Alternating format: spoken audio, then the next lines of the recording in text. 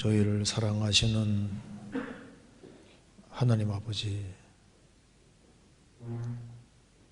오늘 주일을 맞이해서 이렇게 한자리 모이게 해주신 것을 감사합니다.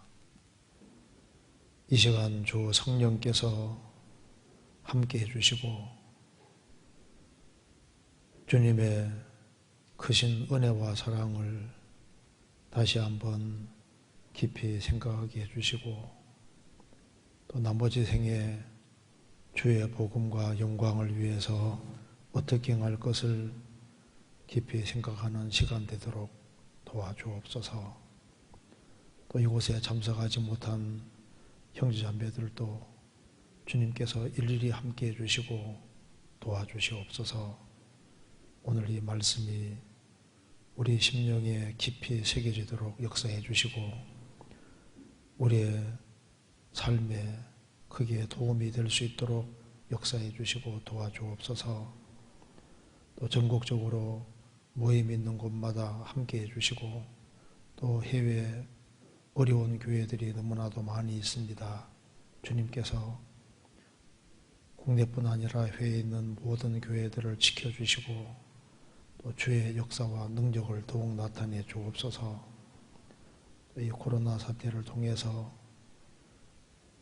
구원받은 모든 심령들의 영혼이 각성이 되고 또 나머지 생에 어떻게 살아야 할지를 알 수 있도록 도와주옵소서.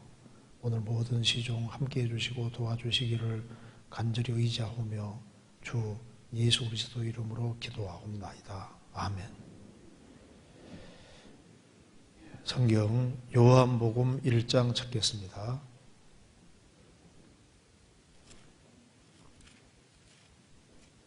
요한복음 1장 22절입니다.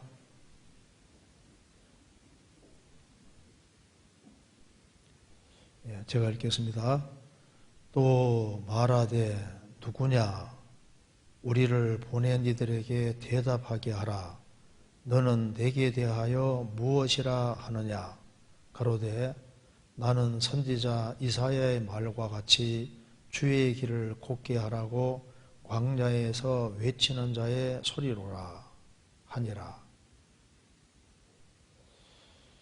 그리고 27절입니다. 곧 내 뒤에 오시는 그이라. 나는 그의 신들매 풀기도 감당치 못하겠노라 하더라. 이 일은 요한의 세례 주던 곳 요단강 건너편 베다니에서 된 일이니라. 이튿날 요한이 예수께서 자기에게 나오심을 보고 가로되 보라 세상 죄를 지고 가는 하나님의 어린 양이로다. 32절 요한이 또 증거하여 가로되 내가 보매 성령이 비둘기같이 하늘로서 내려와서 그의 위에 머물렀더라. 나도 그를 알지 못하였으나 나를 보내어 물로 세례를 주라 하시는 그이가 나에게 말씀하시되 성령이 내려서 누구 위에든지 머무는 것을 보거든 그가 곧 성령으로 세례를 주는 이인 줄 알라 하셨기에 내가 보고 그가 하나님의 아들이심을 증거하였노라 하니라. 거기까지입니다. 반갑습니다. 오늘 교회 식구들 전체가 모이지는 못했지만은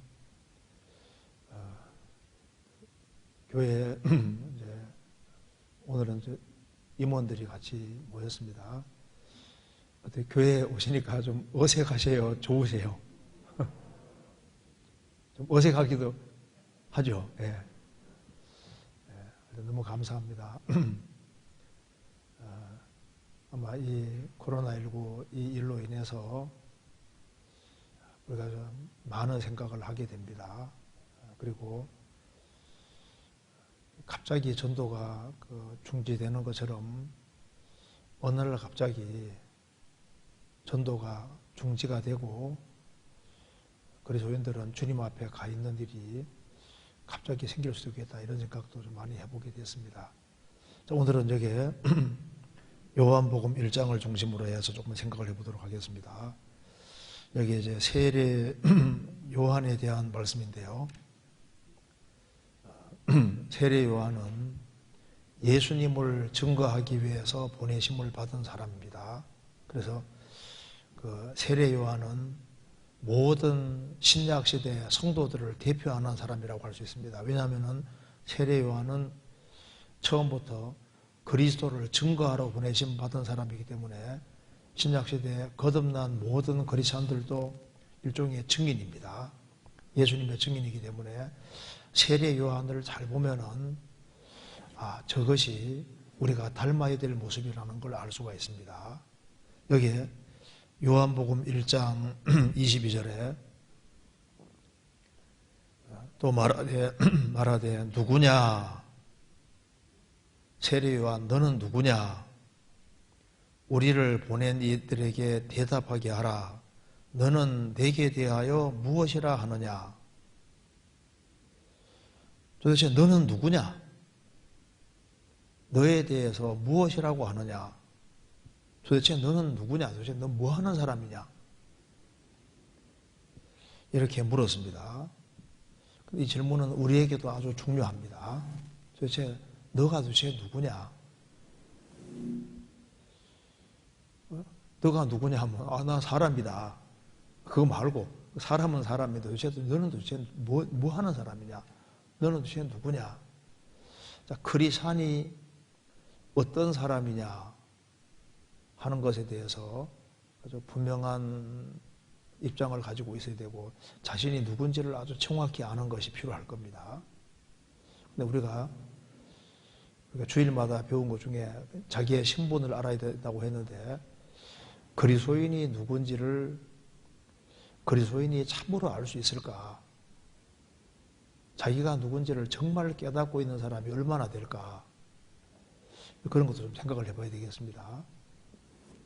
그러니까 이제 여기에 세례 요한은 얘기했습니다. 22절에 23절에 가로되 나는 선지자 이사야의 말과 같이 주의 길을 곧게 하라고 광야에서 외치는 자의 소리로라. 이사야 40장과 말라기 3장에 보면은 하나님께서 내 사자 세례 요한을 보낸다고 했습니다. 세례 요한은 구약에도 이미 예언되어 있는 사람인데 말라기 3장에 내가 내 사자를 보낸다. 그 세례 요한 가르칩니다. 이사야 40장에서도 세례 요한에 대해서 예언되어 있는데 그 예언된 말씀과 같이 나는 누구냐? 나는 소리다. 이렇게 얘기했습니다. 너는 도대체 누구냐? 나는 소리다. 나는 소리통이다. 그렇게 얘기했습니다. 그리고 외치는 자의 소리다. 그리고 광야에서 외치는 자의 소리다. 그 외치는 내용은 뭐냐면은 주의 길을 곧게 하라고 외치는 자의 소리다. 주의 길을 곧게 하라고 좀 더 설명드리겠습니다. 주의 길을 곧게 하라고 외치는 자의 소리다. 그러니까 회개하라고 외치는 자의 소리라는 겁니다. 그래서 세례 요한이 외치는 내용은 첫째는 회개하라. 그 다음에는 요한복음 1장 29절에 말한 대로 보라 세상 죄를 지고 가는 하나님의 어린 양이로다. 또 하나는 바로 이 예수가 성령으로 세례를 주는 분이다. 이렇게 얘기를 했습니다. 그래서 세례 요한은 자신의 정체성을 정확히 알고 있습니다. 너는 누구냐? 나는 광야에서 외치는 자의 소리고 내가 외치는 내용은 이런 것이다 하고 정확히 말할 수 있었습니다. 우리 자신도 마찬가지입니다. 도대체 너는 도대체 누구냐? 너는 도대체 왜 사느냐? 무엇을 위해 사느냐? 너는 왜 여기에 존재하느냐? 우리도 세례 요한과 같이 우리도 소리고 소리는 소리되 외치는 자의 소리고 그런데 그걸 또 제대로 잘하기 위해서는 여기에 광야에서라고 얘기했습니다. 광야에서 외치는 자의 소리다. 그리고 메시지 내용이 아주 청확하지 않습니까? 그래서 오늘 광야에서 외치는 자의 소리, 이 제목으로 조금 생각을 해보도록 하겠습니다. 지금 전 세계는 아주 무지한 상태로 떨어지고 있습니다. 그러니까 가장 많이 배우는 시대지만 가장 무식한 시대가 되고 있습니다. 특별히 과학기술은 최고로 발달했지만은 영적으로는 그렇게 무지할 수 없습니다. 시편 82편에 땅의 모든 터가 흔들리도다, 그 말씀대로 지금 세상의 가정의 기초도 지금 다 흔들리고 사회 기초도 흔들리고 위아래도 다 깨지고 지금 완전히 혼란한 중에 지금 살고 있습니다. 그래서 가장 많은 것이 흐트러진 시대고 영적으로 가장 무지한 시대가 우리 시대라고 할 수 있습니다. 그래서 성경에서 그만큼 멀어지고 있기 때문에 인간은 무식한 상태로 떨어지고 있는 겁니다. 그래서 성경을 제대로 알지 못하면은 가장 어리석고 가장 무지한 사람이 될 수 있는 겁니다. 감옥에서 제일 많이 읽는 책이 뭔지 아시죠? 감옥 들어가는 사람이 제일 갖고 싶어 하는 책이 뭔지 아시죠? 소설책일까요? 성경책. 그 사람이 이제 아주 심각한 문제에 부딪히면은 일단 자기 인생을 생각하게 되는 겁니다. 우리 시대는 가장 많은 것을 보고 듣는 시대지만은 도대체 사람이 뭐냐 이것에 대해서 깊이 생각을 하지 않습니다. 오락이 가장 많은 시대인데 자기에 대해서는 생각을 하지 않는 시대가 되었습니다. 우리 그리스도인들도 까딱 잘못하면은 도대체 사람이 도대체 뭔지 또 그리스도인이 어떤 존재인지 뭘 하는 사람인지 그것을 잊고 살 수가 있는 겁니다. 우리가 먼저 사람이 뭐냐 이것에 대해 자꾸 생각을 할 필요가 있습니다. 제가 한번 글을 하나 읽어드리겠습니다. 목소리는 하나, 다리는 2개이고 4개이고 3개인 것, 땅에서나 하늘에서나 바다에서 움직이는 것 중에 그처럼 변덕스러운 것은 없다. 그것이 가장 많은 다리를 가지고 움직일 때 그 힘이 가장 약하고 그 걸음걸이는 가장 느리다. 이게 도대체 뭐냐? 스핑크에서 수수께끼입니다. 뭔지 아시죠? 인간. 목소리는 하나고 다리는 2개고 어릴 때는 기어다니니까 4개고 늙으면은 2발로 서기 어려우니까 지팡이 짚고 다니는 3개잖아요. 3개. 그리고 땅에서나 하늘에서나 바다에 움직이는 것 중에 그처럼 변덕스러운 건 없다. 옛날부터 알았던 것 같아요. 그렇게 변덕스럽고 그리고 가장 많은 다리 가지고 움직일 때 기어다닐 때 힘이 가장 약하고 걸음걸이는 가장 느리다. 도대체 뭐냐? 인간이다 그 말입니다. 인간. 자, 도대체 인간이 도대체 뭘까? 분명히 죽음이 다가오고 있는데 그 죽음에 대해서 생각을 또 가장 하지 않는 존재가 인간입니다. 과거에는 시간이 많으니까 생각이 많은데 지금 여기 코로나 사태 때문에 생각보다 시간이 많았습니다. 시간이 많았을 때 텔레비전 같은 것이 없고 문명의 그 매체 같은 것이 없었다면은 이때 뭘 생각만 했을까요?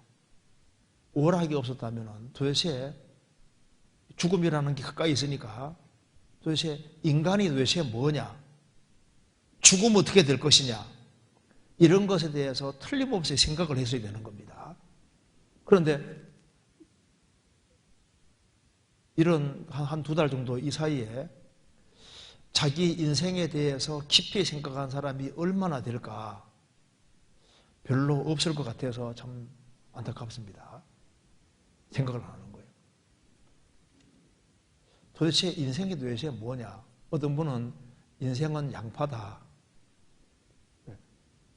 양파에 뭐가 있는가 싶어서 까고 까는데 까도 뭐밖에 없습니까? 까도 까보니까 껍질밖에 없는 거예요. 속에 아무것도 없다 그 말입니다. 그래서 까면 눈물이 많이 나지 않습니까? 인생이라는 건 양파와 같다. 그거 참 맞는 말 같아요. 제가 강원도 살았기 때문에, 탄광촌에 살았기 때문에, 강원도에서는 이제 탄광 제일 이제 그 굴 끝에서 이렇게 탄을 패내는 사람, 막장 인생이라고, 막장. 언제 무너질지 모르는 굴 속에 들어가서 항상 죽을 위험이 있는 속에서 탄을 캐내는, 이제 그걸 막장 인생이라고. 인생은 죽음이라는 게 정말 가까이 있습니다. 어떤 사람은 인생은 대쉬다. 보면 이제 언제 태어나서 언제 죽었다. 줄 하나 쫙 긋는 것. 그리고 죽음으로 달려가는 인생인데 도대체 인생이 도대체 뭐냐? 그리스 사람들은 사람을 안트로포스라고 이렇게 말을 했는데, 안트로포스란 말은 위를 보는 사람이다. 위를 보는 존재, 위를. 그렇죠? 인간은 유일하게 서서 하늘을 쳐다보고 위를 쳐다보는 존재다. 그렇죠? 문제는 그리스 사람들이 위를 열심히 쳐다봐서도, 인간을 안트로포스라고 말을 해도 위를 쳐다봐도 하나님과 바른 관계를 맺는 길을 찾지 못했습니다. 철학이 가장 발달한 도시가 그리스지만은, 그런데 종교적으로는 너무나도 무지했습니다. 그래서 사도행전 11장에 바울 사도가 아테네 갔을 때 철학이 융성한 도시지만은 아테네 사람들에게 말했습니다. 아테네 사람들아, 너희를 보니 범사에 종교성이 많도다. 미신적이다 그 말입니다. 그래서 신을 섬기긴 섬기는데 신 종류가 굉장히 많은데 혹시 빼먹었을까 싶어서 알지 못하는 신에게라고 당까지 세워놓고 하나님을 섬기고 있더라 그 말입니다. 그래서 너희가 알지 못하는 그것을 내가 너에게 알게 하리라. 그러니까 머리를 위로 들고 위의 것을 생각해도 그 생각한다고 해서 바른 관계를 맺는, 하나님과 바른 관계 맺는 것도 아닙니다. 그러니까 이건 계시가 아니면 인간이 뭔지를 정확히 알 수 없는 거예요. 공부를 많이 한 학자들도 인간은 도대체 뭐냐, 인간이 뭔지를 규정하는데 인간이 뭔지를 정확히 모릅니다.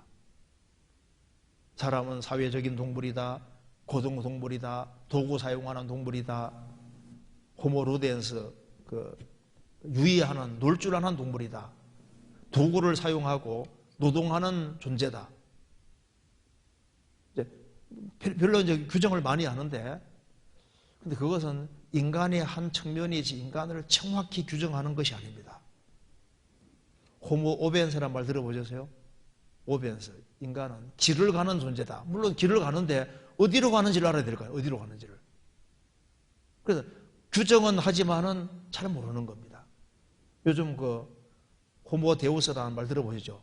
데우스가 하나님이니까 인간이 이제 신이 되려고 하는 시대다 그 말입니다.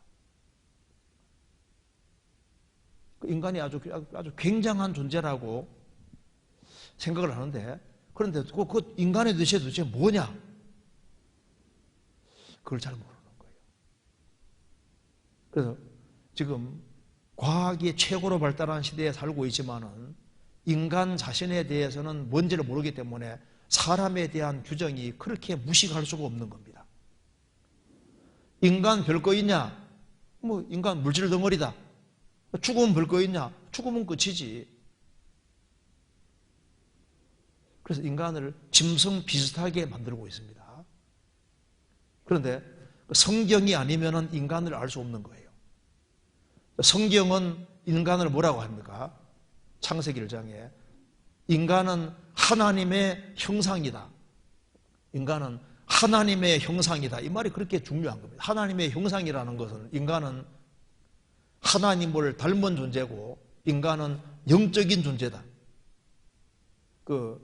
독일의 보델 슈만이라는 사람이 이제 히틀러가 간질병 환자를 다 죽이라고 했을 때 그걸 불순종하고 못 죽였습니다. 안 죽였습니다. 왜 안 죽였느냐? 간질병 환자도 그 사람도 하나님의 형상이다.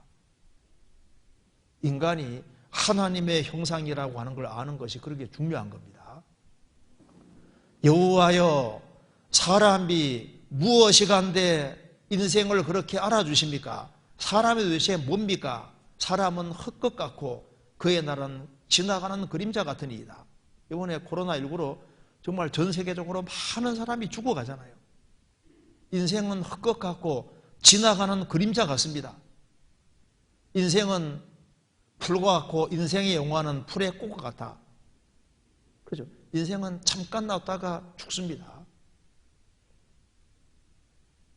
인생이 도대체 뭡니까? 인간은 하나님의 형상입니다. 그래서 성경을 모르면은 인간을 알 수가 없는 거예요. 자, 그런데 구원을 받은 사람 중에도 인간은 하나님의 형상이다 말은 들어도, 그러면 하나님의 형상이라면은 인간은 짐승과 다르게 영이 있다고 하는 것인데, 그 자기 영혼의 가치에 대해서 얼만큼 깊이 생각을 하고 있는지 그것도 참 문제입니다. 하나님의 형상이라고 말은 하면서도 세상 것에 딱 붙잡혀 있잖아요. 그래서 자기가 뭔지를 잊고 살 수가 있는 겁니다. 세례 요한은 자기 존재를 정확히 알고 있습니다.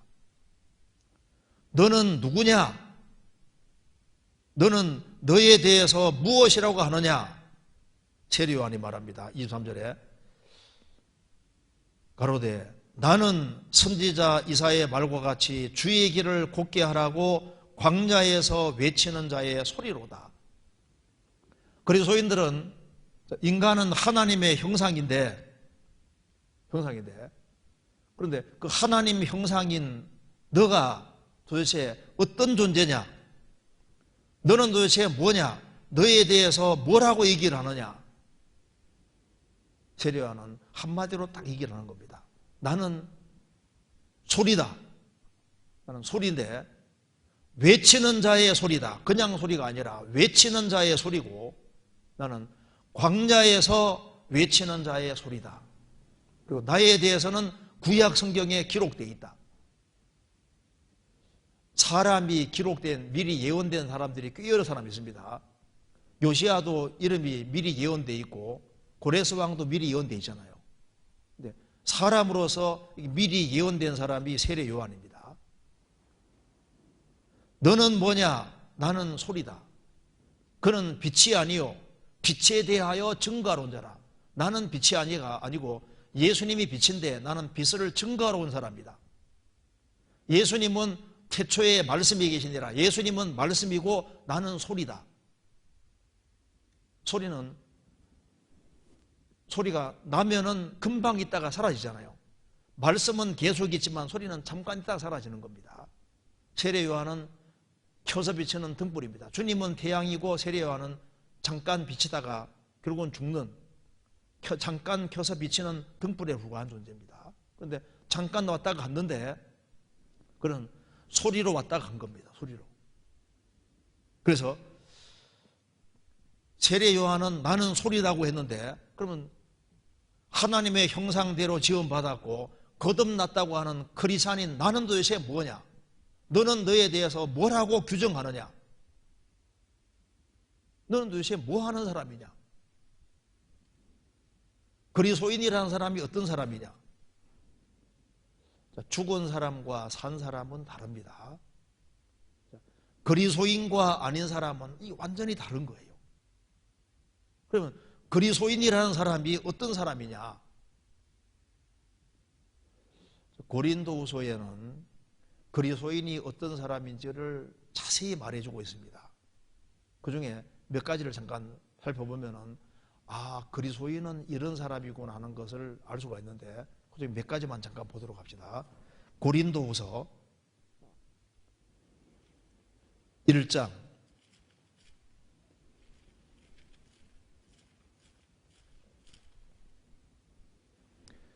1 그리스도인은 1장 21절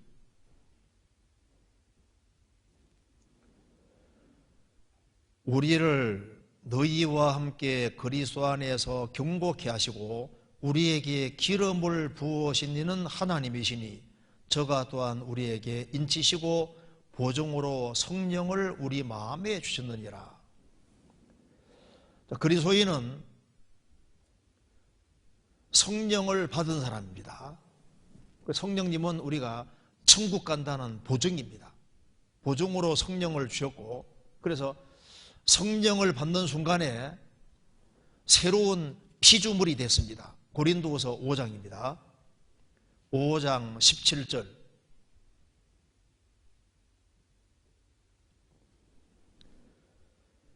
그런즉 누구든지 그리스도 안에 있으면 새로운 피조물이라.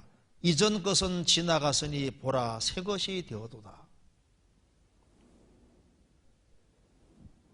누구든지 그리스도 안에 있으면, 그리스도 밖에 있다가 어느 날 그리스도 안에 들어오는 데 이게 순간적인 겁니다.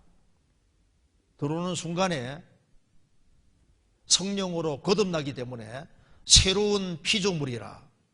이전 것은 지나갔으니 보라 새 것이 되어도다. 저도 1983년도 9월 25일 오후 4시경에 거듭났습니다. 거듭나고 이제 교회당 문을 딱 나서서 밖에 나가는데, 나가보니까 내가 보던 만물이 아니더라니까요. 내가 보는 하늘이 아닙니다. 내가 보는 그냥 나무들이 아닌 거예요. 아, 이 모든 걸 정말 만드셨구나. 하나님 만드셨고, 그래서 내가 새로 탄생했다는 것이 금방 이해가 되더라니까요. 그리고 이제 고린도후서 5장 17절, 누구든지 그리스도 안에 있으면 새조로 새로운 피조물이라. 이전 것은 지나갔으니 보라 새 것이 되도다. 이 말이 아주 정말 실감나는 거죠. 그리고 이제 거듭나고 난 다음에 그 참 신기한 일이 벌어지는데, 이제 그 다음부터는 성경이 귀에 쏙쏙 들어오는 거예요. 쏙 들어오고 설교가 신기하게 잘 들어오고, 그 다음에 영적인 갈망이 생기니까, 뭐 찬송가도 이제 이해될 뿐 아니라 영적 갈망이 생기니까 그 성경을 그 알고자 하는 그 마음, 그리고 이제 그 말씀 배우는 시간들이 얼마나 좋은지요. 그리고 가치관이 바뀐다는 말이 맞습니다. 새로운 피조물이다. 그러니까 이것은 새로운 개조물이 아니라 새로운 피조물입니다. 이전 것은 지나갔으니 보라 새 것이 되오노라. 그래서 거듭나니까 하나님이 살아계신 것이 실감이 그냥 확 나면서, 그리고 금세뿐 아니라 내세가 정말 있구나, 육체뿐 아니라 영혼이라는 것이 정말 있고, 성경이 정말 실감나는 사실로 확 와닿는 거죠. 그리고 이제 성령이 속에 들어오셨으니까 성령이 속에서 역사하시는 것이 맞는 거예요. 고린도후서 3장 17절, 주는 영이시니 주의 영이 계신 곳에는 자유함이 있느니라. 우리가 다 수건을 벗은 얼굴로 거울을 보는 것 같이 주의 영광을 보매 저와 같은 형상으로 화하여 영광으로 영광이 이르니 곧 주의 영으로 말미암음이라. 주는 영이시니 주의 영이 계신 곳에는 자유함이 있느니라.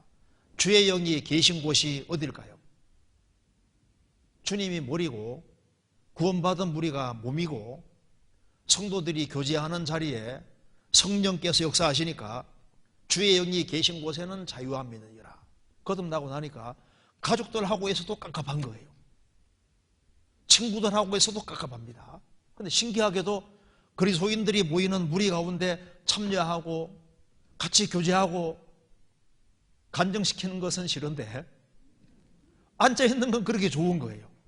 특별히 그 말씀 듣고 같이 교제할 때 그래서 어쩌면 저 사람이 내하고 깨달은 게 저렇게 똑같을까? 어쩌면 저렇게 마음이 똑같을까? 신기하잖아요. 그러니까 그렇게 좋을 수가 없는 거예요. 구원을 받았다고 하는 사람이 구원 안 받은 친구들하고 같이 있으면 그렇게 좋고, 구원 받은 사람하고 같이 앉아있으면 깝깝하고 답답하면은 동네가 다른 동네인지 생각해 봐야 됩니다. 주의 영이 계신 곳에는 자유함이 있느니라. 우리가 다 수건을 벗은 얼굴로, 수건은 잘 보지 못하게 막는 것이 수건이지 않습니까? 요한복음 11장에 나사로가 죽었을 때 예수님이 돌문을 열으라고 했습니다. 썩어서 냄새 나는데 열으라고 했습니다. 돌문 열고 예수님께서 나사로야 나오라니까 나사로 나오는데 얼굴은 수건에 쌓여있고 수족은 배로 동료에 있었습니다. 예수님이 풀어놓아 다니게 하라.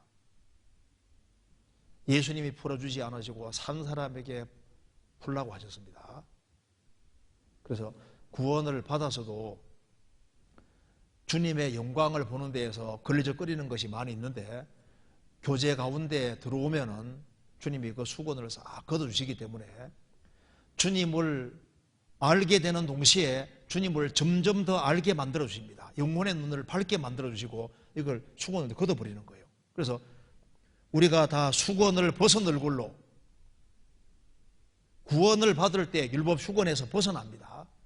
구원받고 난 다음에도 수건이 벗어서 점점 더 많은 것을 보게 되고 더 멀리까지 볼 수 있게 되는 겁니다. 그래서 우리가 다 수건을 벗은 얼굴로 거울을 보는 것 같이 주의 영광을 보매 저와 같은 형상으로 화하여 영광으로 영광이 이르니 곧 주의 영으로 말미암음이니라.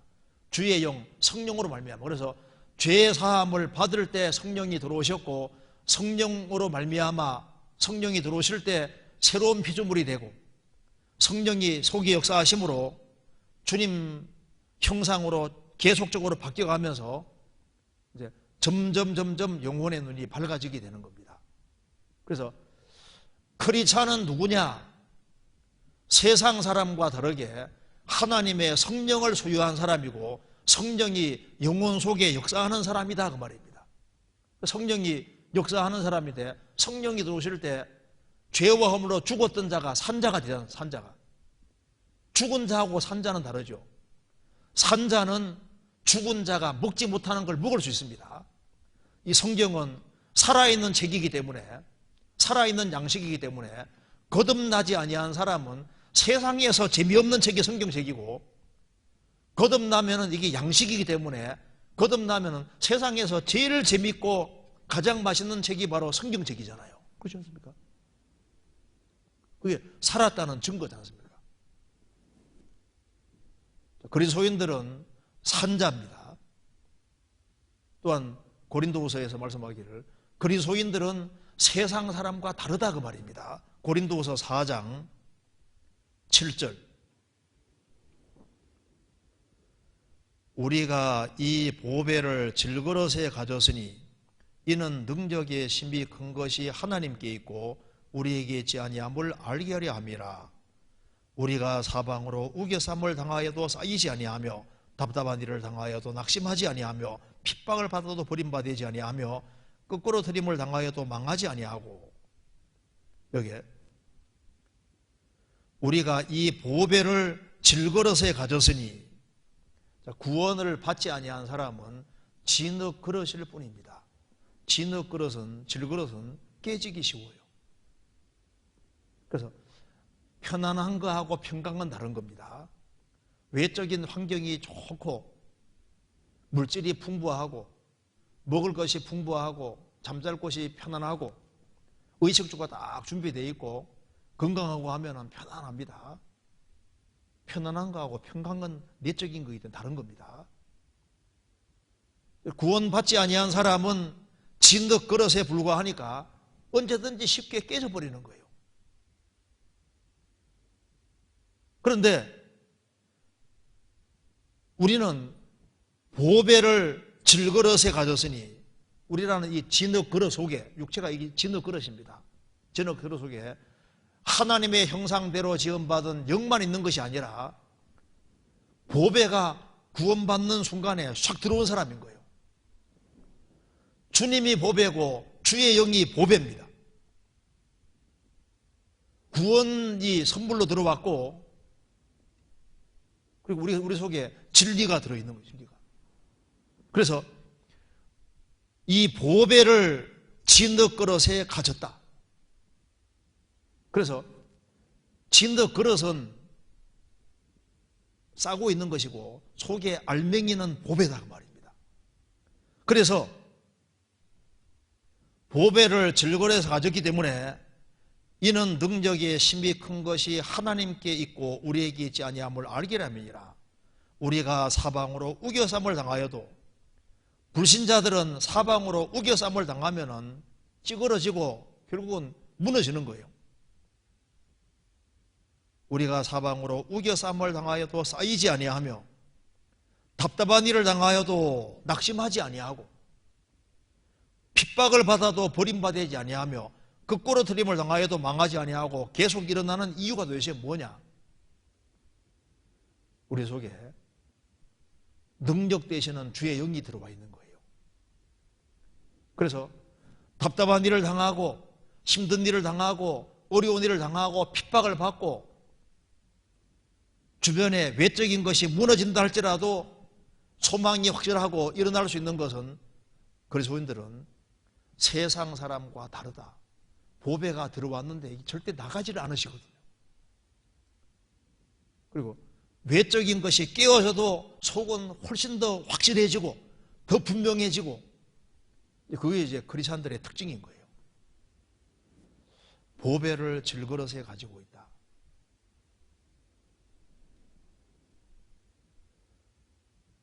나이가 들어가면 좀 서럽잖아요.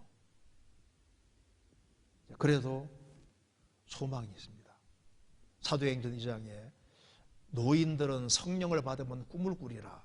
소망의 꿈이 있습니다. 참 노인 되면 소망이 없는데요. 노인 돼도 크리스찬들은 확실한 소망이 있고 나이가 들어갈수록 더 큰 소망이 있고 또 죽음이 다가와도 천국 간다는 확실한 소망이 있으니까 세상 사람과 다를 수밖에 없잖아요. 그런데 여기서 크리스찬을 규정하기를, 크리스찬은 도대체 뭐냐? 10절부터 12절까지 같이 읽겠습니다. 우리가 항상 예수 죽인 것을 몸에 짊어지면 예수의 생명도 우리 몸에 나타나게 하려 함이라. 우리 산자가 항상 예수를 위하여 죽음에 넘기우면 예수의 생명이 또한 우리 죽을 육체에 나타나게 하려 함이니라. 그런즉 사망은 우리 안에 석사하고 생명은 너희 안에서 하느니라. 크리스찬은 도대체 뭐하는 사람이냐? 성령을 받고 보배를 질그릇에 가지고 있는 사람이고, 크리스찬은 여기 말한 대로 우리가 항상 예수 죽인 것을 몸에 짊어지면 크리스찬은 십자가를 지는 사람입니다. 예수의 생명도 우리 몸에 나타나게 하려니라. 우리의 산자가 항상 예수를 위하여 죽음에 넘겨오면, 죽음에 넘겨오는 것이 바로 십자가입니다. 예수의 생명이 또한 우리의 죽을 육체에 나타나게 하느니라. 그런즉 사망은 우리 안에서 역사하고 생명은 너희 안에서 하느니라. 크리스찬들은 처음부터 십자가를 지는 사람이다. 그러니까 크리스찬들은 희생하는 사람이고 수고하는 사람이고 주를 위해서 희생하고 이웃을 위해서 희생하고 수고하는 사람이다. 우리는 왜 부르심을 받았느냐? 주님 왜 구원하셨느냐? 고생시키려고 구원하신 거예요. 십자가 지도록 하기 위해서 부르신 거다 그 말입니다. 고린도서 6장 8절입니다.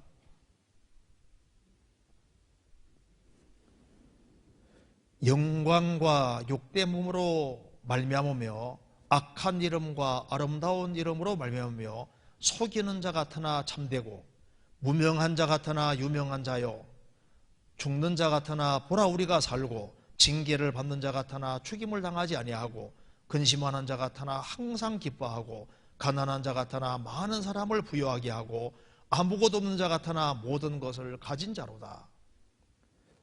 크리스찬이 됐다고 하는 것은 영광도 얻는 동시에 욕도 얻어먹을 것을 각오하는 겁니다.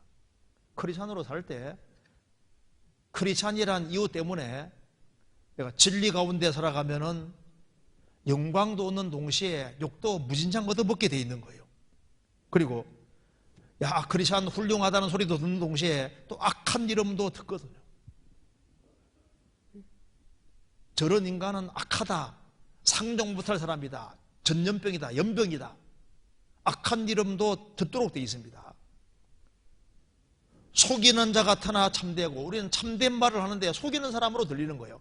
하나님이 정말 계시다, 천국과 지옥이 정말 있다, 내세가 있고 걷어봐 나면 천국 못 간다 하면요, 이게 허황된 얘기 하는 것처럼 보이고 속이는 사람 같이 들리는 거예요. 우리는 참된 말을 하는데 저 사람들을 속인다, 그렇게 생각한다는 거예요. 무명한 자 같으나 유명한 자요, 그렇죠. 그리스도인이 됐다고 하는 것은 이 우주 안에서 제일 유명한 사람이 된 겁니다. 누가복음 16장에 어떤 부자에 대한 얘기가 나오고 나사로 얘기가 나오는데, 그 부자 동네에, 부자는 그 동네에서 정말 유명한 사람입니다. 그런데 그 동네 사람이 누구 하면 다 아는데 나사로는 모르잖아요. 주님은 그 사람 이름 모릅니다. 나는 너를 알지 못하노라. 나사로는 주님 아시잖아요. 노아 당시에 제일 유명한 사람은 노아입니다. 아브라함 당시에는 아브라함이 가장 유명한 사람이에요. 예수님 당시에는 베드로, 야고보, 요한이 제일 유명한 사람들입니다. 그렇지 않습니까? 예수님과 연결된 사람이 제일 유명한 사람인 거예요. 무명한 자 같으나 유명한 자요, 제일 유명한 사람이 크리스천들입니다.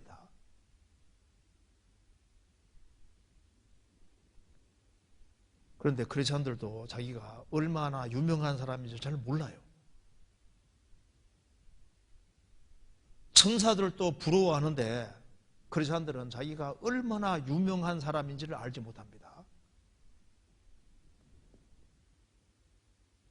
죽는 자 같으나 보라 우리가 살고, 징계를 받는 자 같으나 죽임을 당하지 아니하고, 근심하는 자 같으나 항상 기뻐하고. 우리는 구원을 받은 것 때문에 정말 기뻐할 수 있습니다. 가난한 자 같으나 많은 사람을 부유하게 하고, 아무것도 없는 자 같으나 모든 것을 가진 자로다. 우리는 그리스도와 공동 상속자입니다. 그런데 그리스도가 누군지를 모르니까 그리스도와 공동 상속자가 됐다는 것이 얼마나 큰지를 모르고, 하나님과 그리스도를 모르니까 그리스도인이 얼마나 부유한 사람인지를 모르고, 그러니까 신앙생활이 얼마나 중요한지도 모르고, 주 안에서 봉사하고 사는 것이 얼마나 크고 중요한지도 모른다 그 말입니다.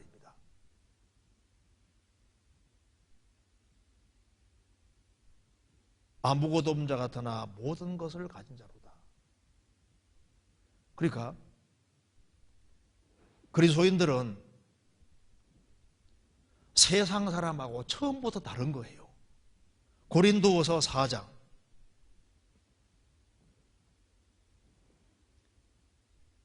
18절 같이 읽겠습니다. 우리의 돌아보는 것은 보이는 것이 아니요 보이지 않는 것이니, 보이는 것은 잠깐이요 보이지 않는 것은 영원함이니라. 우리의 돌아보는 것, 거듭나고 나면은 우리가 연연해하고 사모하고 관심을 기울이는 것은 보이는 것이 아니요 보이지 않는 것이니, 보이는 것은 잠깐이요. 지금 보이는 건 전부 다 잠깐입니다. 천지는 없어지는 거예요. 보이는 것은 잠깐이고, 그래서 보는 것을 누가 바라리요? 보는 건 다 없어지는 거예요. 우리는 잠깐 거쳐가는 겁니다. 보이는 것은 잠깐이요 보이지 않는 것은 영원함이니라. 크리스천들은 시간 속에 살면서 영원을 바라고 사는 사람이고, 장차 망할 세상에서 영원한 곳에 소망 두고 살아가는 사람이고, 우리의 소망은 저 위에 있고 위의 것을 추구하는 사람이니까 세상 사람과 가는 길 자체가 처음부터 다릅니다. 그런데 이 크리스찬이 얼마나 큰 지위에 있는지를 잊고 사는 거예요. 도대체 자기가 누군지를 잘 잊고 사는 겁니다. 우리가 보리죽을 끓여 먹어도 크리스찬이 얼마나 굉장한 존재인지를 알아야 되는 거예요. 고린도전서 6장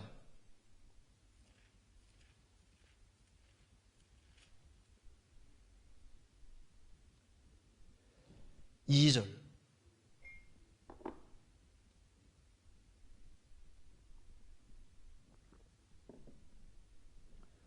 성도가 세상을 판단할 것을 너희가 알지 못하느냐. 고린도 성도들은 몰랐습니다. 성도가 세상을 판단할 것을 너희가 알지 못하느냐. 그래서 돈 때문에 문제가 생긴 것 같습니다. 그래서 그것 때문에 법정에 가서 이제 이 고발해가지고 이런 문제가 생겼던 것 같아요. 그래서 여기 보면은 4절에 그런즉 너희가 세상 사건이 있을 때 교회에서 경리 여김을 받는 자들을 세우느냐. 재판관들이 이 당시에도 얼마나 유명한 사람들이에요. 근데 교회에서는 경희 여김을 받는 자들이다. 구원을 받고 나면은 세상적으로 아무리 높아도 그 잠깐이라는 걸 알기 때문에 교회에서는 중히 여기지 않는다. 가볍게 여기는 사람들이다 그 말입니다. 그리스도인들은 세상을 판단할 사람이라는 걸 알지 못하느냐. 이게 무슨 말입니까? 너희들이 왕이라는 걸 모르냐 그 말입니다. 예수님은 만왕의 왕이시고 너희들은 왕이다 왕. 너희가 세상을 판단할 걸 알지 못하느냐. 그리고 이제 더 놀라운 것은 그 뒤에 3절에 우리가 천사를 판단할 것을 알지 못하느냐. 천사가 누군지 알았으면 이 말이 얼마나 이게 중요한 말입니까? 너희가 천사를 판단한다는 것을 알지 못하느냐. 하나님이 지으신 최고의 피조물이 천사들인데 천사를 판단한다. 여기 이제 가브리엘 천사가 나타났습니다. 혹은 미카엘 천사가 나타났습니다. 야, 우리 딜하자. 내가 하나님 아들 될 테니까 네가 나가 되라. 가브리엘 천사가 되고 미카엘 천사가 네가 되고 이제 우리 바꾸자. 딜하자 하면요. 이렇게 바꿀 사람 있어요? 야, 내가 미카엘 천사가 되고 내가 가브리엘 천사가 되고 가브리엘 천사가 이제 크리스찬이 되는 식으로 되면은 그 거래하면은 잘한 겁니까? 망한 겁니까? 손해본 겁니까? 완전 손해 중에 손해인 거예요. 모든 천사들은 부리는 영입니다. 그리스도인들이 부리는 영이고 부려먹는 영이고 성도들을 선결하고 보내신 것이다. 이 크리스찬의 지위라는 것은 이건 상상할 수가 없는 거예요. 그리고 크리스찬들이 알아야 될 것은 그 뒤에 나오는 거 보시겠습니다. 19절 너희 몸은 너희가 하나님께로부터 받은 바 너희 가운데 계시는 성령의 전인 줄 알지 못하느냐. 너희는 너희 것이 아니라 값으로 산 것이 되었으니 그런즉 너희 몸으로 하나님께 영광을 돌리라. 너희 몸은 성령의 전이다. 그래서 사도에게 배운 사람이 속사도인데 속사도 중에 한 사람 이그나티오스는 자신을 가리켜서 말하기를 나는 테오필로스다. 테오스포로스다. 테오스가 하나님입니다. 테오스포로스다. 테오포로스가 뭐냐면 하나님을 운반하는 사람이다. 내 속에는 성령이 와 계시다 그 말입니다. 성령님이 하나님이시니까 나는 성령님을 모시고 사는 사람이다. 너희는 너희 것이 아니라 값으로 주님의 핏값으로 삼바된 주의 것이다. 그러니까 주님을 위해 살도록 특별히 구별된 사람이 크리스찬인 거예요. 그래서 크리스찬이 이 우주 안에서 하나님의 형상은 인간밖에 없고 그 많은 사람 중에서 내가 크리스찬이 됐다. 거듭난 크리스찬이 됐다. 이건 굉장한 것 중에서 최고로 굉장한 겁니다. 그런데 마귀가 연박작전을 펴서 마귀가 하는 일 중에 하나가 이게 눈을 가리는 겁니다. 눈을 가려서 크리스찬이 얼마나 엄청난 존재인지, 사람이 얼마나 존귀한 존재인지를 못 보게 만드는 거예요. 크리스찬의 지위는 상상할 수가 없는 겁니다. 우리가요, 상상의 나래를 펴서 높은 걸 생각한다 합시다. 높은 것 위에, 더 높은 것 위에 최고 높은 곳에 하나님이 계시는데,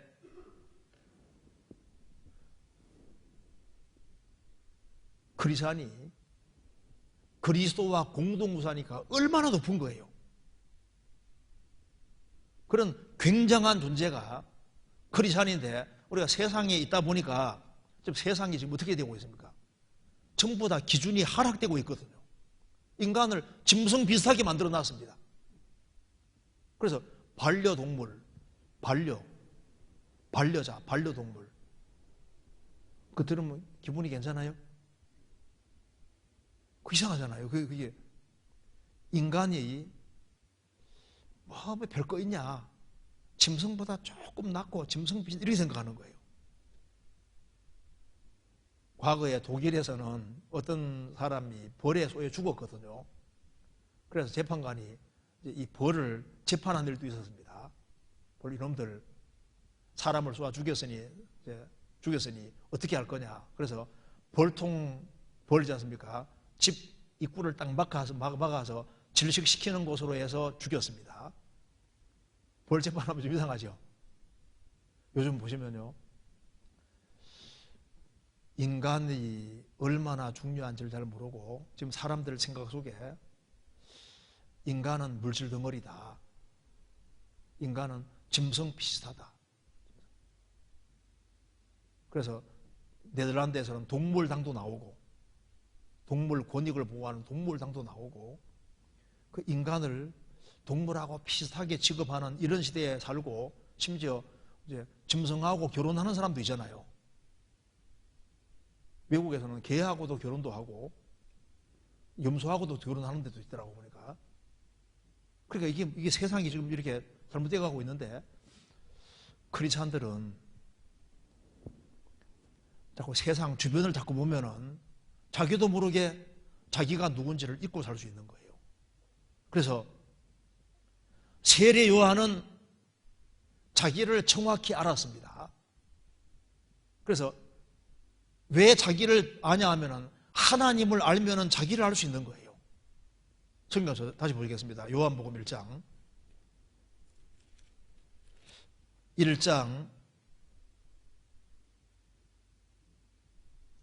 27절. 곧 내 뒤에 오시는 그이라 나는 그의 신들매 풀기도 감당치 못하겠노라. 이게 무슨 말입니까? 신들매 푸는 것은 종이 하는 건데, 나는 예수님의 신들매 풀기도 감당치 못하겠다. 세례 요한은 뭘 알고 있는 사람입니까? 주님이 얼마나 높으신 분인지를 아는 거예요. 주님이 높으신 분임을 알면 알수록 자기가 얼마나 연약하고 작은 존재인지를 알 수 있고, 그와 동시에 하나님이 나를 존귀하게 생각하기 때문에 자기가 얼마나 존귀한지도 알 수 있는 겁니다. 그러니 너는 누구냐? 자기가 누군지를 정말 알려면 하나님이 어떤 분이냐? 하나님을 정말 알아야 되는 겁니다. 천지를 창조한 창조주를 우리가 믿고 있는데, 그 창조주가 창조했다는 말이 무슨 뜻인지 정말 알고 있냐, 그 말입니다. 천지를 창조했다는 게 이게 얼마나 엄청난 거예요. 내가 천지를 창조한 창조주의 아들이다. 그리고 예수님이 오셔서 내 대신 죽어주셨는데, 그 예수님이 누군지를 정말 아느냐, 그 말입니다. 하나님을 알면은 하나님의 공의가 얼마나 큰지도 더 알게 되고, 하나님의 사랑이 얼마나 큰지도 알게 되는데, 우리 시대 사람들이 하나님을 잘 몰라요. 하나님이 얼마나 무서운 분인지도 모르거든요. 시편, 여기 시편 90편입니다. 시편 90편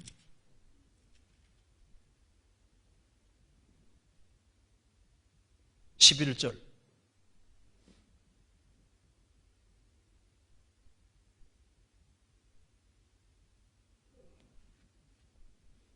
제가 읽겠습니다. 누가 주의 노의 능력을 알며 누가 주를 두려워할 대로 주의 진도를 알리이까. 이 짧은 생을 살아가는 가운데 인간이 하나님을 잘 모릅니다. 그렇기 때문에 누가 주의 노의 능력을 알며 주님의 진도가 얼마나 큰지를 누가 알며 누가 주를 두려워할 대로 주의 진도를 알리니까. 아담 때부터 노아 때까지 얼마나 많은 사람이 살았는데 하나님이 회개할 기회 주시고 끝까지 회개하지 않을 때 방주문 딱 닫으시고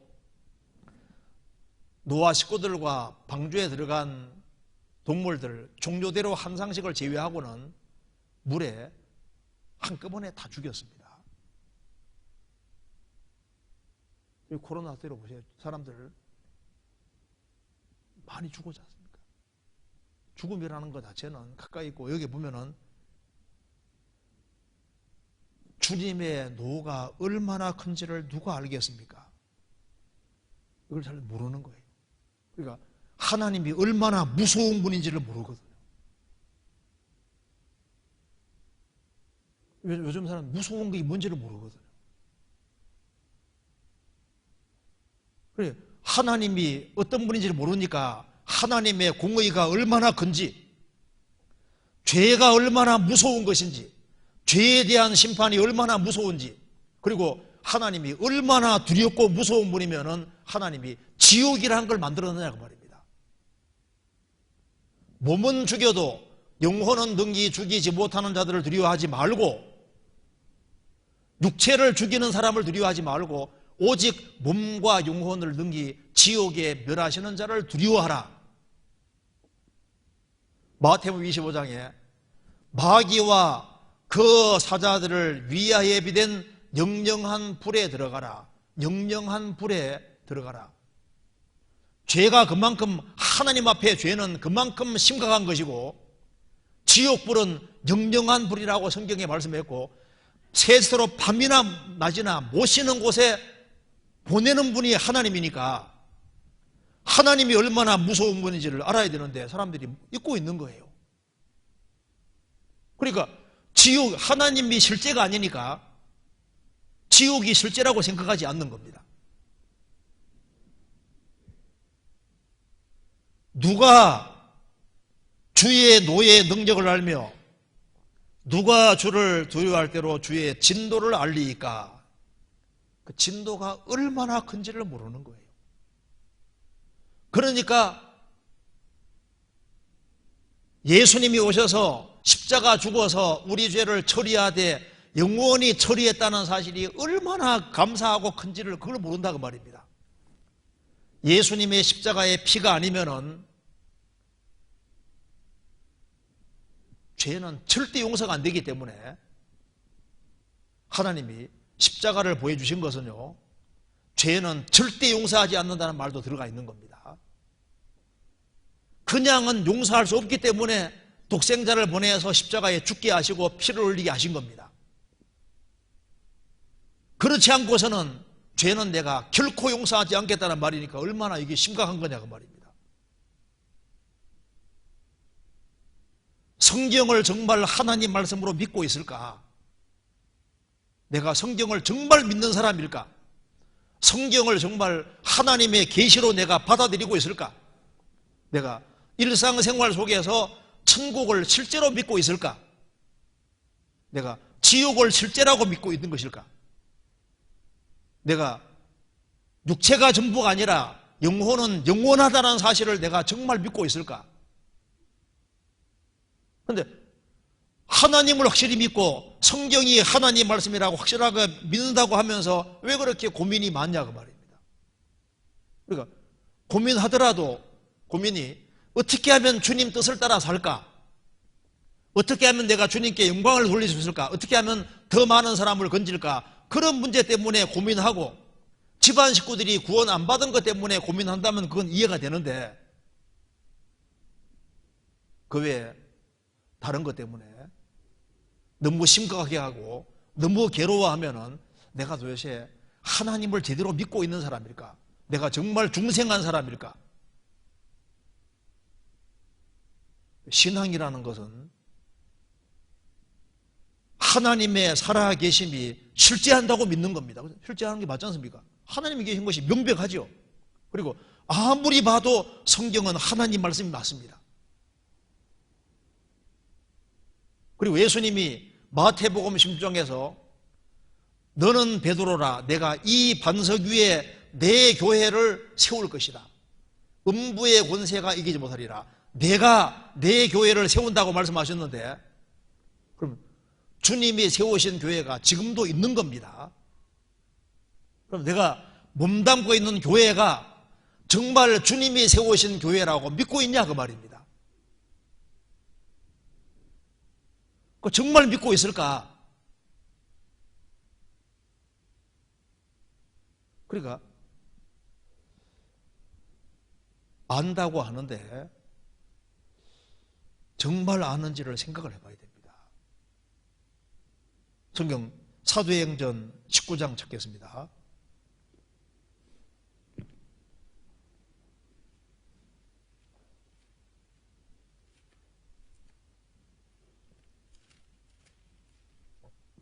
(19장)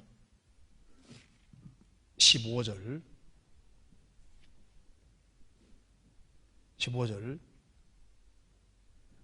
악귀가 대답하여 가로되 예수도 내가 알고 바울도 내가 알거니와 너희는 누구냐 하며 악기 들린 사람이 그 두 사람에게 뛰어올라 억제하여 이기니 저희가 상하여 벗은 몸으로 그 집에서 도망하는지라. 여기 보면은 마귀가 말합니다. 예수도 내가 알고 바울도 내가 아는데 너는 누구냐? 하나님이 한 분인 줄을 믿느냐? 잘하는도다. 귀신도 믿고 듣느니라. 귀신도 말하기를 내가 예수도 알고 바울도 내가 안다. 너희는 도대체 누구냐? 하나님 계시고 예수님이 계신 것은 귀신도 잘 압니다. 그런데 우리가 하나님에 대해서 많이 생각을 하지 않으면은, 잘못하면은 생각이 허망해지고 거짓될 수 있습니다. 그리고 인생의 기초를 하나님과 예수님으로 시작하지 아니하면은 흐트러지게 되는 거예요. 우리의 최고의 경배의 대상은 하나님이고 우리의 최고의 연구 대상도 하나님입니다.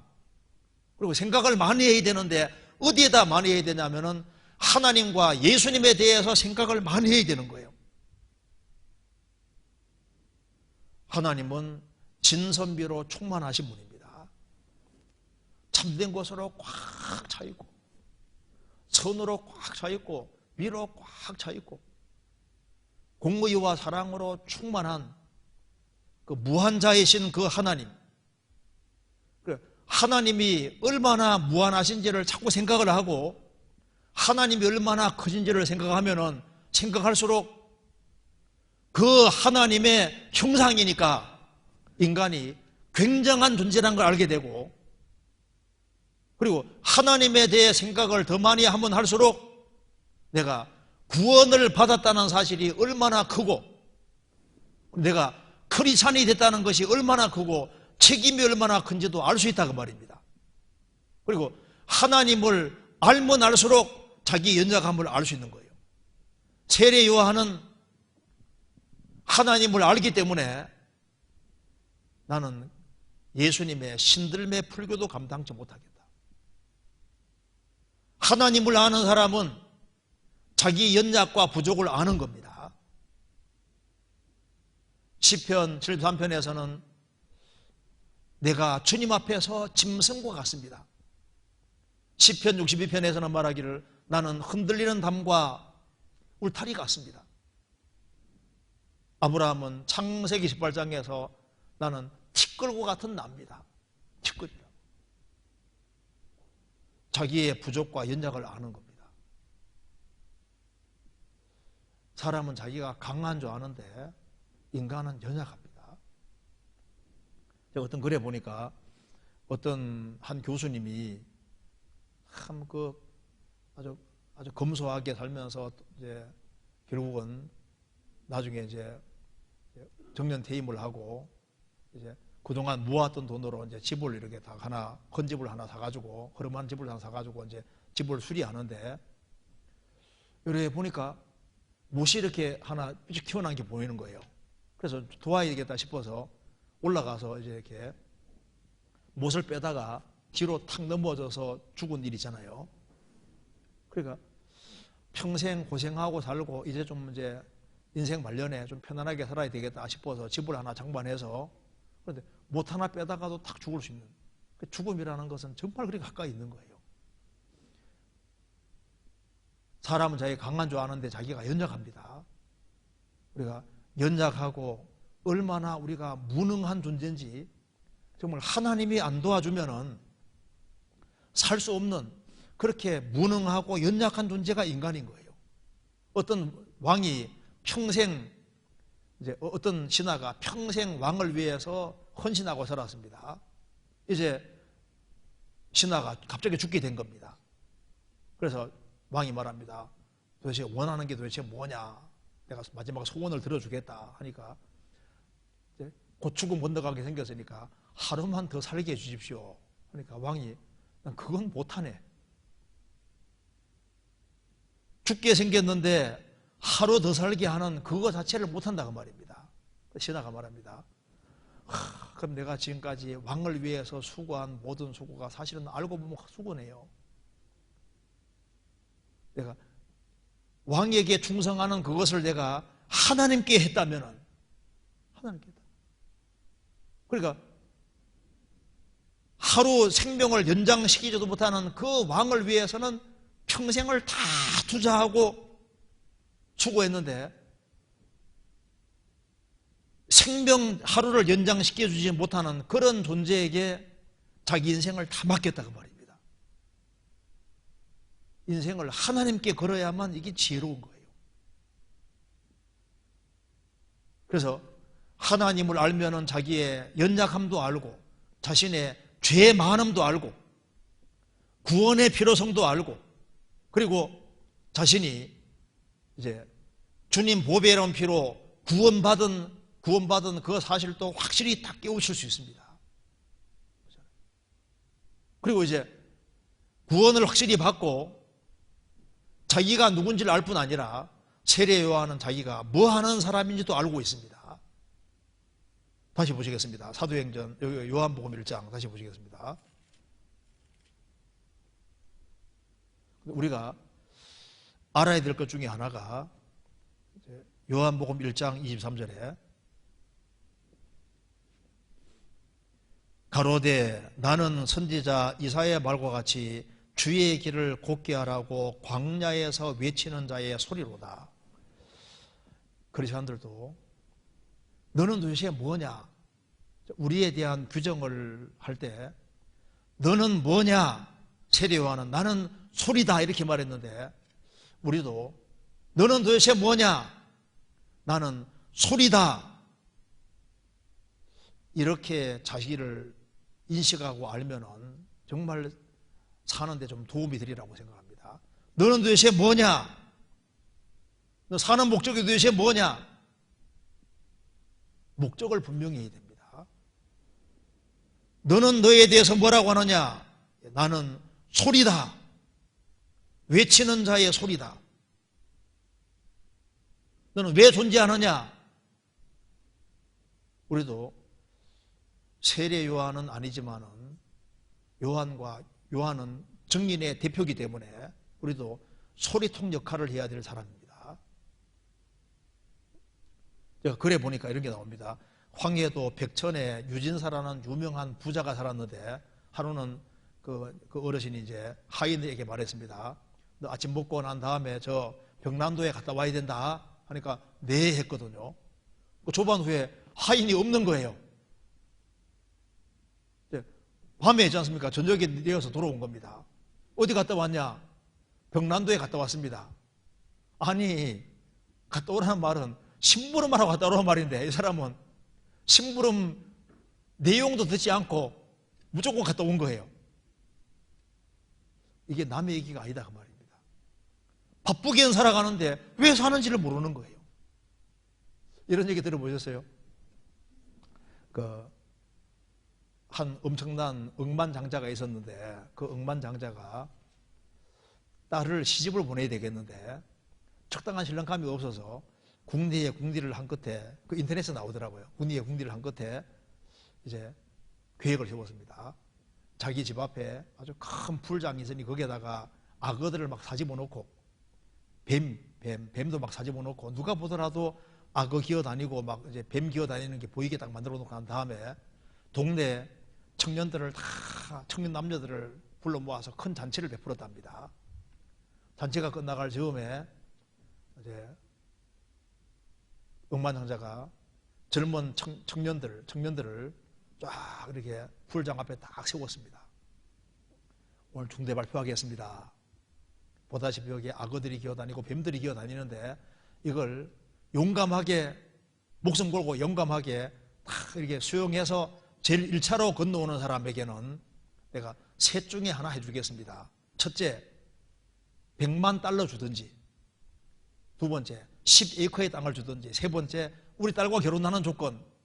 그 말 떨어지기 무섭게 한 사람이 뛰어들어간 거예요. 얼마나 수용을 잘하는지 막 악어들이 기어다니고 뱀들이 기어다니는데 막 샥 수용해가지고 결국은 그 사람이 살아남았습니다. 딱 보니까 아주 굉장히 마음에 들어요. 그래서 100만 달러 줄까 하니까 이 사람이 아니래요.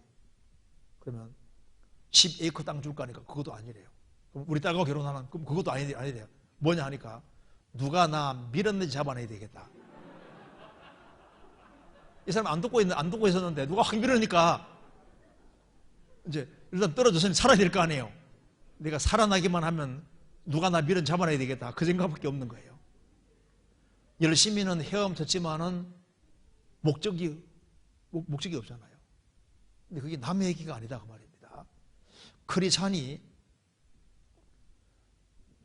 내가 무슨 목적으로 사느냐, 왜 열심히 달려가느냐, 내가 직장 생활을 하고 가정 생활을 하는데 도대체 내가 왜 이렇게 하느냐, 그 목적을 분명히 해야 되는 거예요. 그래서 여기에 세례 요한은 말하기를 자기 존재 목적을 분명히 알고 있습니다. 나는 누구냐? 여기 보면은 나는 소리다. 나는 소리는 소리인데 외치는 자의 소리다. 그리고 광야에서 외치는 자의 소리다. 그가 외치는 내용이 뭐냐 하면은 주의 길을 곧게 하라고 광야에서 외치는 자의 소리다. 그럼 주의 길을 곧게 하라는 뜻이 뭘까요? 성경 누가복음 3장 찾겠습니다.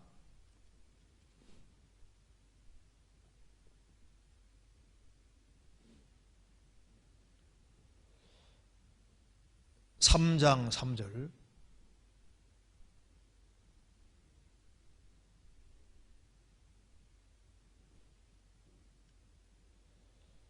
요한이 요단강 부근 각처에 와서 죄 사함을 얻게 하는 회개 세례를 전파하니 선지자 이사야의 책에 쓴 바 광야에 외치는 자의 소리가 있어 가로되 너희는 주의 길을 예비하라. 그의 첩경을 평탄케 하라. 모든 골짜기가 메워지고 모든 산과 작은 산이 낮아지고 굽은 것이 곧아지고 험한 곳이 평탄하여질 것이요 모든 육체가 하나님의 구원하심을 보리람과 같으니라. 여기에 5절은 주님이 하시는 일입니다. 모든 골짜기가 메워지고 모든 산과 작은 산이 낮아지고 굽은 것이 곧아지고 험한 길이 평탄해질 것이요 하나님과 인간 사이에 막힌 담이 있는데 산처럼 높은 산들이 꽉 가로막고 있는 것처럼 인간은 하나님께 올 수가 없는 거예요. 그래서 하나님께서는 십자가로 평지를 딱 만들어 두셨다 그 말입니다. 인간이 하나님께 나오는데 걸레적거리는 것을 싹 없애서 평평하게 만들어 주신 겁니다. 누구든지 주님께 올 수 있도록 수고하고 무거운 짐자들아 다 내게로 오라. 내가 너희를 쉬게 하리라. 그래서 하나님과 사람 사이에는 골짜기가 너무 깊기 때문에 통과를 할 수 없는 거예요. 산들이 높아서 통과할 수 없는 겁니다. 그걸 주님이 십자가로 쫙 평지로 만들어준 겁니다. 그럼 세례 요한이 하는 일은 뭐냐? 4절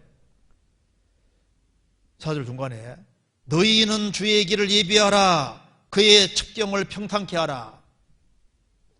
주님이 너희에게 들어오기 쉽도록 너의 길을 닦으라 그 말입니다. 주님이 쉽게 들어오도록 하기 위해서 걸리적거리는 걸 없애라 그 말입니다. 그게 바로 회개하는 겁니다. 세례 요한이 할 일은, 주님은 구원을 완성해서 누구든지 구원받도록 만들어 놓으셨고, 세례 요한이 하는 것은 사람을 회개시키는 거예요. 주님께 가야 되는데 주님이 너에게 나아올 때 걸리적거리는 것을 제거하라. 그래서 주님이 나아오기 쉽도록 만들어주는 것이 회개케 하는 겁니다. 어떤 사람은 술병을 꽉 붙잡고 안 나요. 그래서 주님이 들어오시려고 하는데 이 술병을 고집하면 구원이 안 되거든요. 그래서 주님이 나아오는데 걸리적거리는 것을 없애는 것이 회개시키는 겁니다. 그래야지 주님이 쉽게 딱 들어오게 할 수 있는 겁니다. 그래서 광야에서 외치는 자의 소리인데 주의 길을 평탄케 하는, 곱게 하는, 주님이 너에게 쉽게 들어오도록 하는 그 역할을 하기 위해서 내가 부르심 받은 거다. 그러니까 요한복음 11장에 돌문이 딱 막혀 있는데 돌을 여는 것이 인간이 할 수 있는 일이지 않습니까? 주님과 직접 대면하도록, 주님 말씀을 그대로 받도록 도와주는 역할을 하는 겁니다. 그래서 세례 요한이 하는 일은 외치는 자의 소리인데 외치는 내용이 이렇게 요약이 됩니다. 요한복음 1장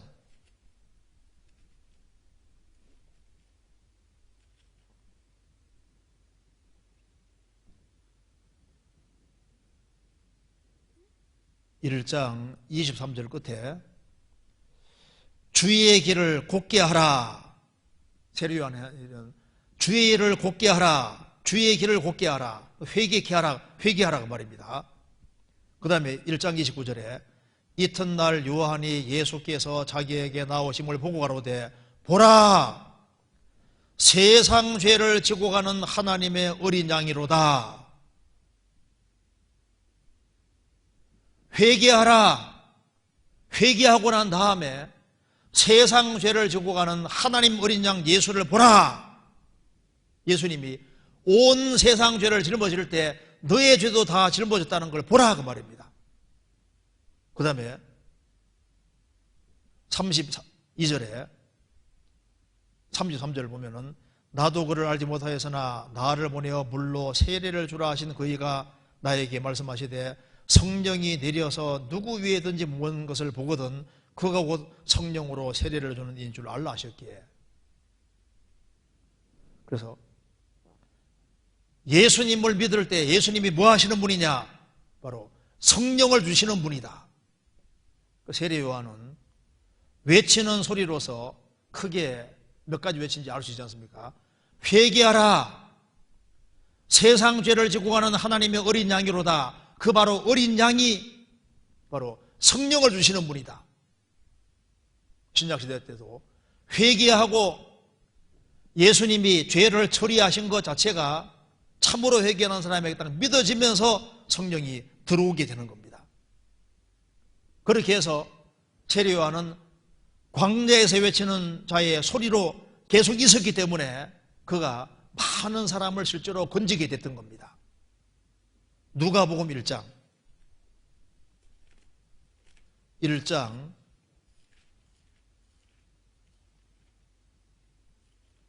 16절 15절부터 제가 읽겠습니다. 이는 저가 주 앞에 큰 자가 되며 포도주나 소주를 마시지 아니하며 모태로부터 성령의 충만함을 입어 이스라엘 자손을 주 곧 저희 하나님께로 많이 돌아오게 하겠습니다. 인생의 성공이 뭐냐 하면은 성령의 충만을 입어서 많은 사람을 하나님께로 돌아오게 하겠음이니라. 그것처럼 너는 도대체 뭐냐? 우리도 지금 소리 역할을 하는 겁니다. 우리도 소리는 소리되 외치는 자의 소리가 되어야 되는데 우리가 무슨 소리를 내는지를 생각을 해봐야 됩니다. 이걸 잘 하기 위해서는 사람의 중요성을 알아야 되는데요. 혹시 이거 읽어보신 분이 있을지 모르겠습니다. 마르틴 부버라는 사람이 쓴 책 중에 이히 운트 두라는 책이 있거든요. 나와 너라는 책이 있는데 그 책 읽어보면 상당히 좀 도움이 될 수 있습니다.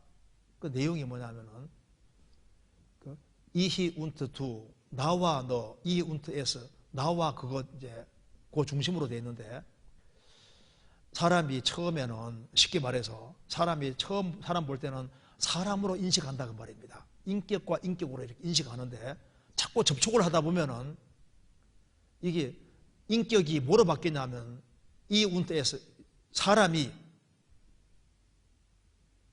뭐로 바뀌냐면은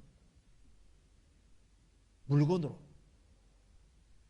바뀌어지는 거예요. 그래서 나와 너에서 너가 그것으로 바뀌어진다 그 말입니다. 그래서 이제 우리가 이제 사람을 입속하게 접하다 보면은 이 사람이 남편이고 아내인데 남편과 아내, 인격과 인격으로 가다가 이제 하나의 돈 벌어오는 기계, 식모, 그러니까 이게 물건식으로 바뀌어서 사람과 접촉하는 가운데서 인간의 중요성을 자꾸자꾸 깨우치는 쪽으로 되어야 되는데 인간을 물질 덩어리로 인간의 가치가 무한한 것 자체를 잘 모르고 인간이 물건식으로 바뀌어지는 이제 그런 것에 대해 쭉 쓰면서 이게 이제 반대로 될 것을 말하고 있는데요. 우리도 까딱 잘못하면은 인간의 가치를 점점 떨어뜨려서 한 사람의 가격을 매길 때 잘못 매길 수 있는 거예요.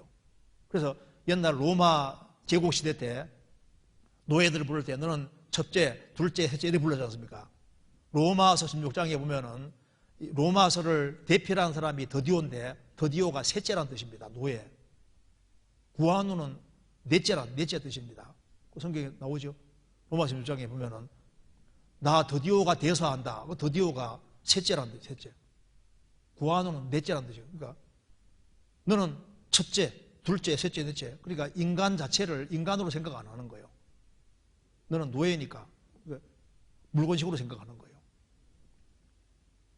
근데 그게 남의 얘기가 아니다 그 말입니다. 구원을 받은 사람이 눈 크게 뜨고 사람이 얼마나 귀하냐, 사람이 얼마나 중요한지를 볼 수 있어야 됩니다. 그래서 한 사람을 제대로 세우면은 인간이 할 수 있는 최고 큰 일을 한다는 걸 생각해야 됩니다. 그래서 우리가 어디에다가 투자해야 되냐 하면은 하나님을 알면 알수록 존귀한 것은 인간이다. 그러면 포커스가 맞춰주는데 어디에다가 외쳐야 될지를 알게 되는데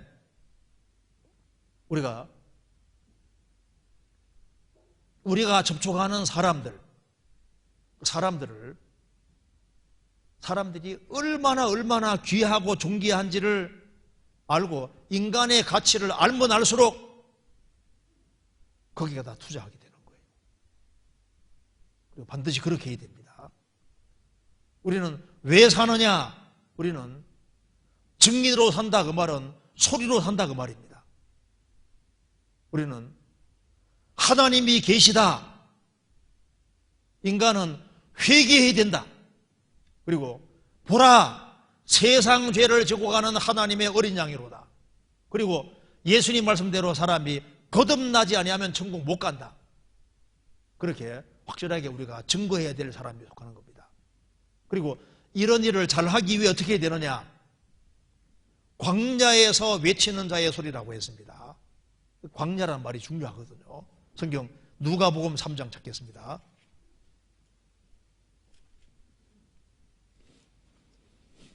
(3장 2절) 안나스와 가야바가 대제사장으로 있을 때 하나님의 말씀이 빈들에서 사가랴 아들 요한에게 임한지라. 세례 요한은 빈들에서 살았습니다. 그는 빈들에 있었고, 여기 1장 80절에 보면은 아이가 자라며 심령이 강하여지며 이스라엘에게 나타난 날까지 빈들에 있으니라. 세례 요한은 빈들에 있었고, 빈들에서 하나님 말씀이 맺고, 또 빈들에서 외쳤다고 했습니다. 빈들, 광야라는 것이 뭡니까? 이거 먹을 것이 없어요. 입을 것이 없어요. 빈들고 광야라는 것은 전적으로 하나님께 의지하는 걸 가르치는 겁니다. 누가 외치는 자의 소리가 될 수 있냐 하면은 이 세상에 살면서 하나님께 의지하고 사는 사람, 하나님께 의존하는 사람, 그러니까 자기 주먹을 믿고 눈에 보이는 재물을 의지하고 눈에 보이는 것을 기대하는 사람은 외치는 자의 소리가 될 수 없습니다. 비록 이 세상에 살지만은 이 세상에 내가 집에 살아도 나는 나그네라고 생각하고 살아야 되는 겁니다. 내가 살지만은 나의 도움은 하나님께로부터 온다는 그 확신 가지고 살아야 되거든요. 우리는 땅에 의지하고 사는 사람이 아니라고요. 시편 119편 찾겠습니다.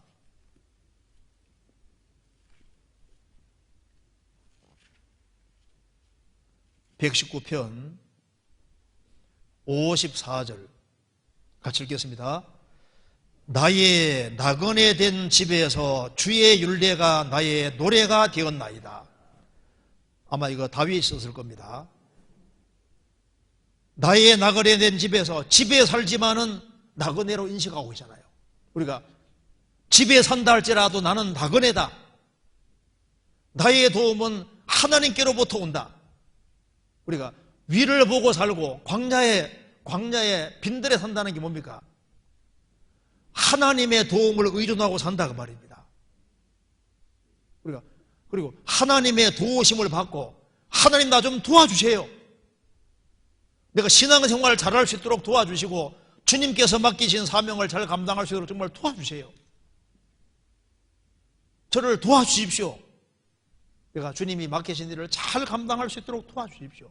하나님의 도우심을 바라고 사는 그 사람이 외치는 자의 소리가 될 수 있고, 그래서 생활로서 외치고 말로서 외치고 주변 사람들이 보게 되고, 그리고 회개케 하고 구원을 받게 되는 겁니다. 시편 143편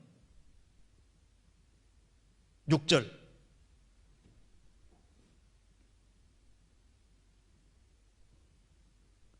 같이 읽겠습니다.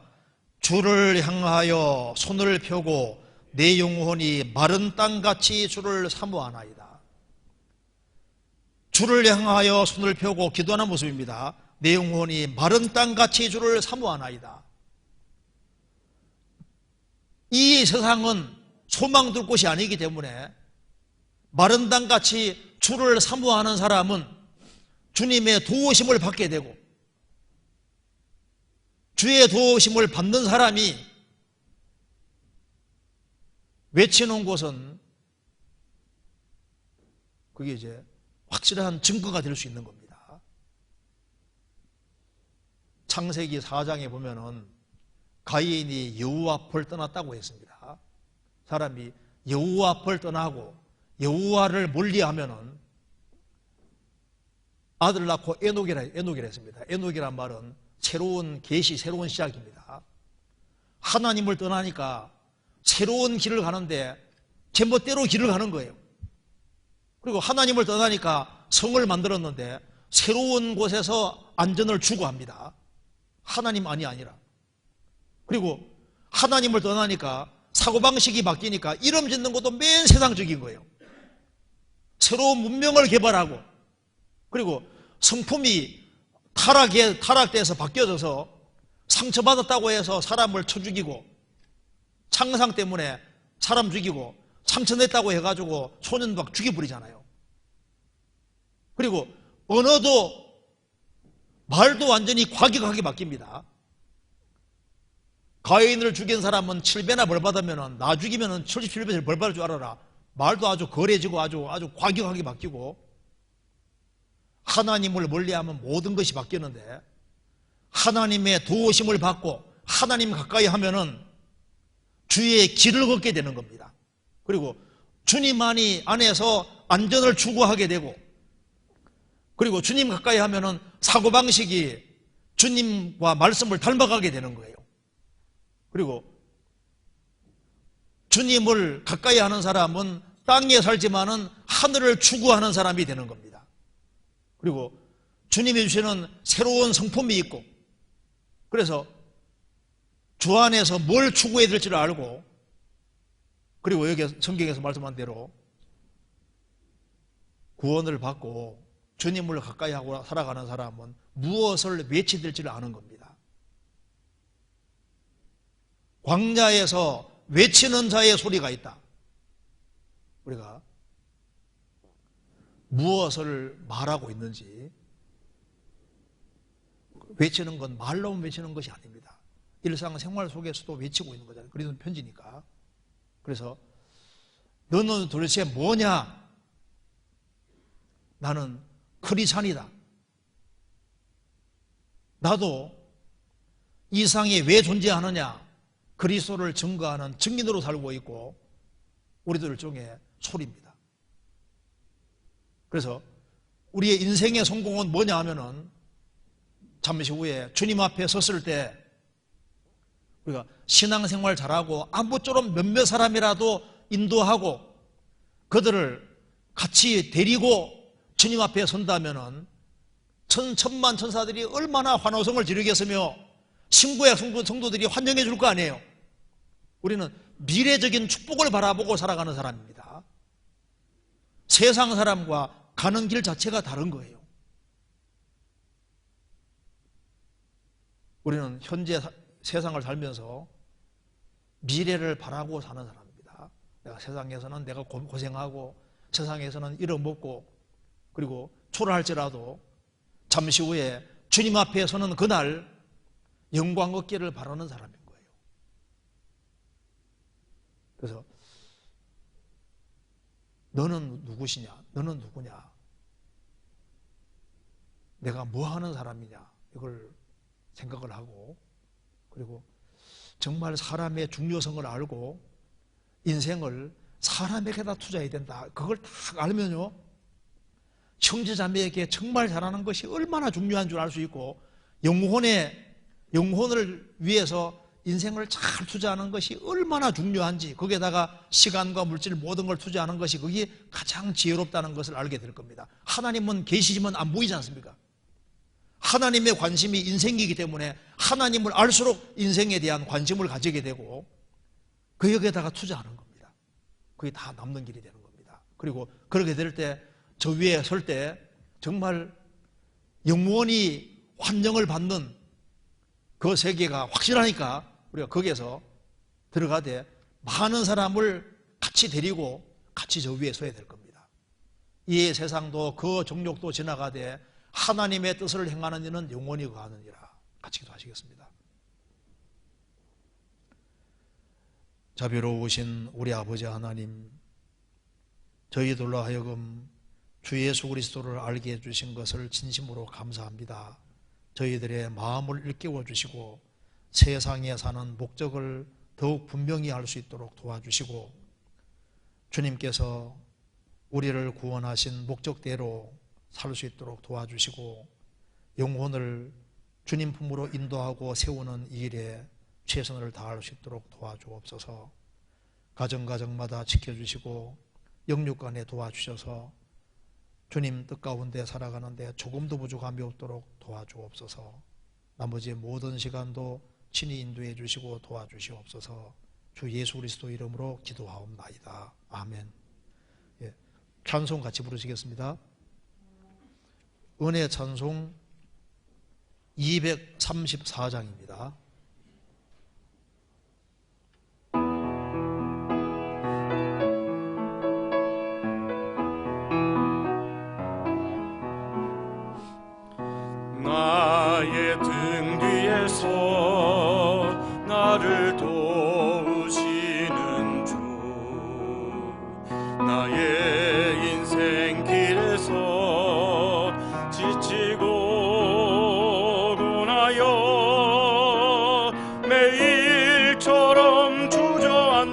가고 싶을 때 나를 밀어주시네. 일어나 걸어라, 내가 새 힘을 주리니. 일어나 너 걸어라, 내 너를 도우리.